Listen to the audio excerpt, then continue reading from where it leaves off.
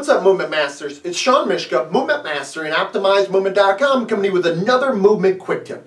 You know, when we watch and analyze an athlete's movement in sport, of course we're assessing for factors of efficiency of the patterns, or the contributing factors to the biodynamic structural display, as well as the athlete's use of movement strategies for overcoming the problems that are contained within the sport. You know, and a lot goes into creating that what we witness. But it's safe to say that it all ultimately boils down to and comes down to the athlete's habitual ways of creating and carrying out movement. We truly all are, or at least we become, that what we repeatedly do. So when an athlete executes a movement, we can then essentially rank or gauge that movement based on how automatically it's being performed and how carved in that athlete has their habits honed into the movement engram from their brain down through the working mechanisms in order to carry out that movement that we're witnessing. Now, we probably have all heard the old neurology concept of neurons that fire together, wire together.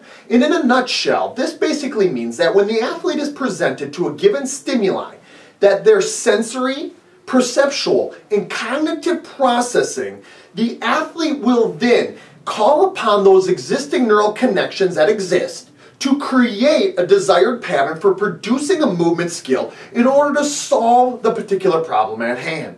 And this is all fine and dandy, right?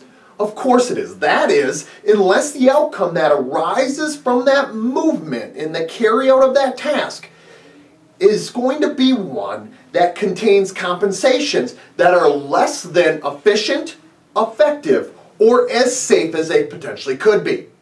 And you know, we all have habits, both big and small, that we display in our daily lives, all of which we've created ourselves, whether consciously or unconsciously. And we all know how truly difficult it is to change these habits once they're deemed as a bad one.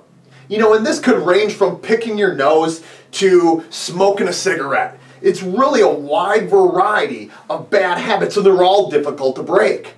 So like with any other behavior setting, when these bad habits show up in movement, I find that the athletes, all of us, whether we're coaching, we can know and acknowledge and are aware of that what is occurring in our movement patterns, or whether it's the athlete, we become almost married to that behavior, almost married to the bad habit, even if it's brought to our attention and we look at the bad repercussions of those negative habits. You know, so how can we truly blame the athlete then? They created it and it's theirs. They've owned it to a certain degree. This is why unlearning or breaking a bad habit and behavior can often be way more difficult than learning a new one. Okay? Because especially when we look at a higher level or a moderate level of mastery of athlete, because these neural connections have really become so solidified, and then the associations in one's body has grown over time. So because of this, it's almost if we were to attempt to take a different approach, okay? A lot of times people think about breaking the bad habit, whereas I try to place it in the athlete's wheelhouse or in their mindset and bring it to their attention and perception that we're looking to set down or groove a new pattern instead. You know, if we look to teach an entirely new pattern or way of behaving and executing even an old familiar movement skill, to be able to complete a very familiar movement task or a problem within the environment, I find that the athlete grasps onto this to a much greater degree, as well as we get a much better approach towards learning down the road. Okay?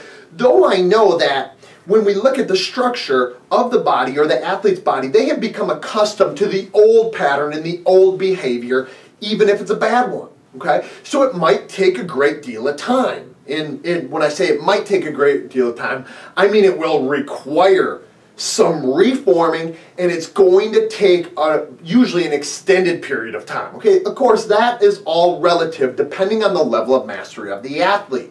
Okay, but we must expect that, and when we see it happening in the ever-changing conditions and chaos of sport, we can see things start to unfold in front of our very eyes. We know that when the athlete is exposed to the chaos of sport, they're going to resort to that which they know best. not that which they know is best. So they might continue to perform their old bad behavioral habit when the chaos arises.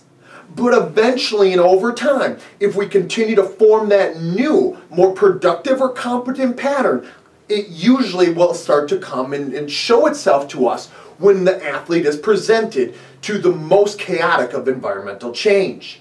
Because luckily for us, regardless of how laid down that bad habit may be, our neuroplasticity is constantly changing. Okay? That means that our body can be wired a different way. Because just like those neurons that were wired at one point together, we can wire new ones together that then become more effective, more efficient, more fluid, faster performing, and of the like. Okay, so we can start to know that that athlete can acknowledge and understand that this is a safer, more effective route towards overcoming the problems of the environment. Okay, but we have to allow that athlete, in order for this to occur, we have to allow the athlete to kind of build that from the ground up and to rebuild it from the ground up. Okay, this means that we must encourage slowness of movement at first, because we know that it's going to be incompetent or incompetent at first. Okay, and they have to consciously control the movement pattern before it can ever become formed in a faster and fluid way. Okay, this means that we must take time for increasing the feeling of movement for the athlete by directing their attention in the right spots. We're trying to gradually change and challenge the environmental demands to be able to match that athlete's display technical execution at that time.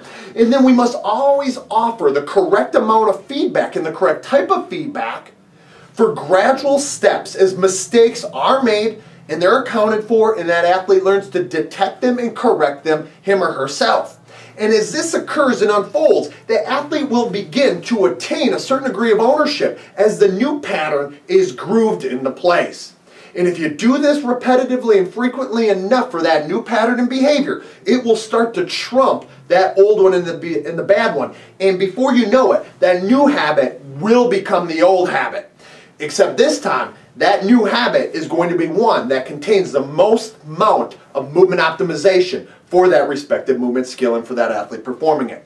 So for another Movement Quick Tip, this has been Shawn Myszka, Movement Master and OptimizeMovement.com. Till next time, Movement Masters, I'll talk to you guys on the flip side. And until then, let's continue to master the art of optimizing movement.